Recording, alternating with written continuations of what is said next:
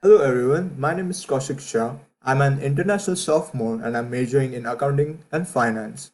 I'm in group 7 in our international management class and today I'll be presenting over the country Brazil. So for a quick overview, today I'll be talking about Brazil's corruption index and then Hofstede's insight, specifically masculinity index and long-term orientation. So corruption perceptions index, which is abbreviated as CPI, is an index that ranks 180 countries and territories by their perceived levels of corruption in public sector. CPI uses a scale of 0 to 100 where 0 is highly corrupt and 100 is very clean. In 2018, the average CPI for all of the countries was only 43 and Brazil had a CPI score of 35 which is below the average. Now let's compare the CPI for Brazil with United States and Mexico from 2015 to 2018.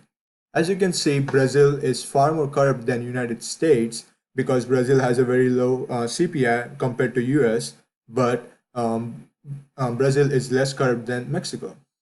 This shows us that United States has strict anti-corruption rules and regulations, and they are successful in controlling corruption. Whereas in Brazil and Mexico, democratic foundations are weak and hence corruption is much more likely to flourish and dirty politicians can use it to their advantage. When you look closely to the graph on the right, you can see that the CPF for all of these countries is decreasing, which means that all of these countries are becoming more corrupt. So why is the CPF for Brazil decreasing? When you look at the graph on the bottom, you can see that the CPF for Brazil has been decreasing since 2014. Even though Brazil has passed several anti-corruption rules and regulations to control corruption in the past few years, its CPI has been decreasing. This is because of all the corruption scandals that have surfaced in Brazil since 2014. The biggest corruption scandal in Brazil's history is the Operation Car Wash, which was born in 2014. And since 2014, the investigators have found billions of dollars in bribes paid to the politicians, construction companies, and very well known businessmen.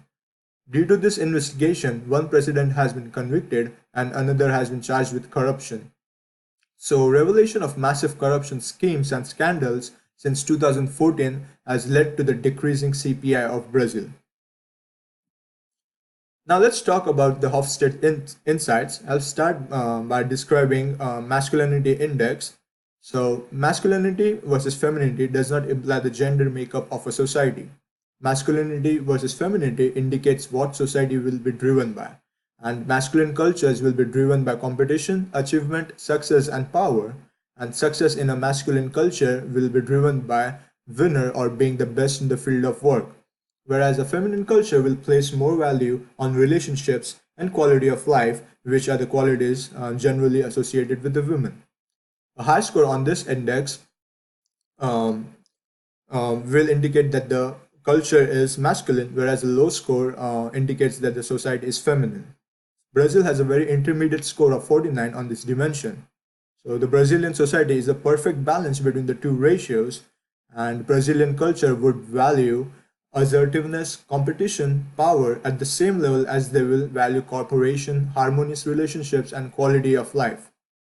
Now let's look at long-term versus short-term orientation.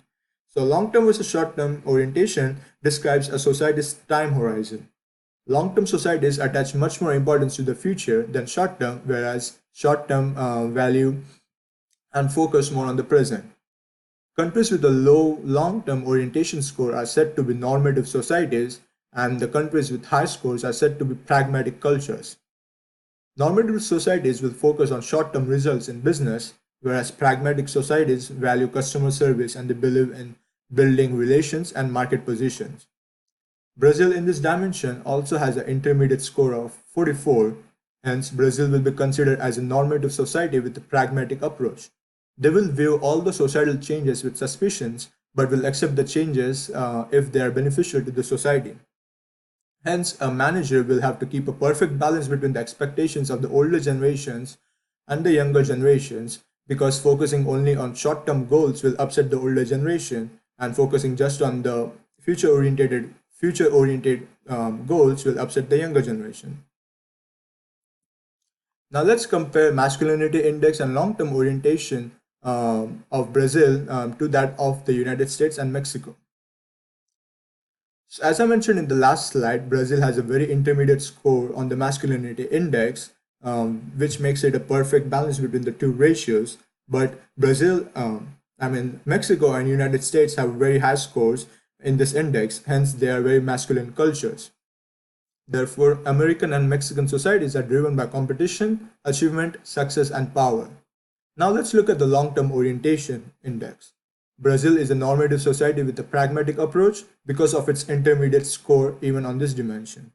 But Mexico and United States, they both have very low long-term orientation scores, hence they are normative societies or they are short-term oriented.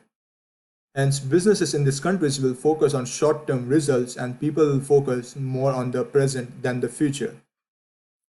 And these are all the sources that I used in this presentation. Thank you everyone for watching my video, and I'm looking forward to all of your questions in the discussion. Thank you.